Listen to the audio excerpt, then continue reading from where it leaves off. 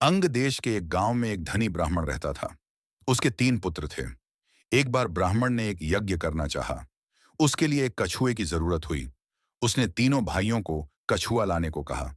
वे तीनों समुद्र पर पहुंचे। वहां उन्हें एक कछुआ मिल गया। बड़े ने कहा, मैं भोजन चंग हूं, इसलिए कछुए को नहीं छूंगा।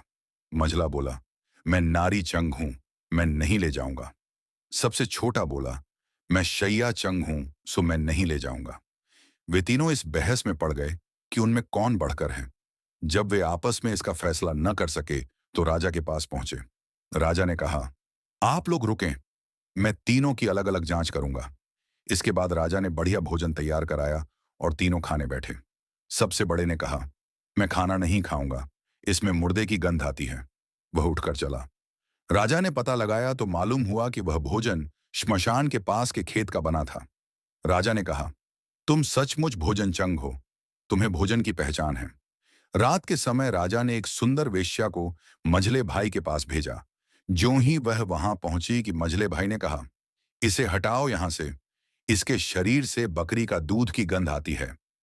राजा ने यह सुनकर पता लगाया तो मालूम हुआ कि वह वेश्या बचपन में बकरी के दूध पर पली थी।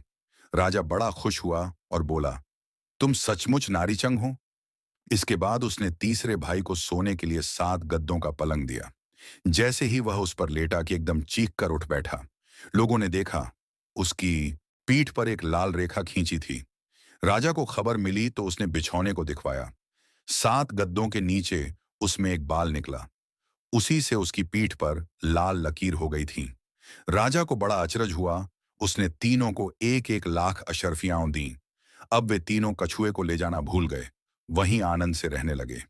इतना कहकर बेताल बोला, हे राजा, तुम बताओ, उन तीनों में से बढ़कर कौन था? राजा ने कहा, मेरे विचार से सबसे बढ़कर शैयाचंग था, क्योंकि उसकी पीठ पर बाल का निशान दिखाई दिया और ढूंढने पर बिस्तर में बाल पाया भी गया। बाकी दो के बारे में तो यह कहा जा सकता है कि उन्होंने किसी से पूछकर जान लिया होगा।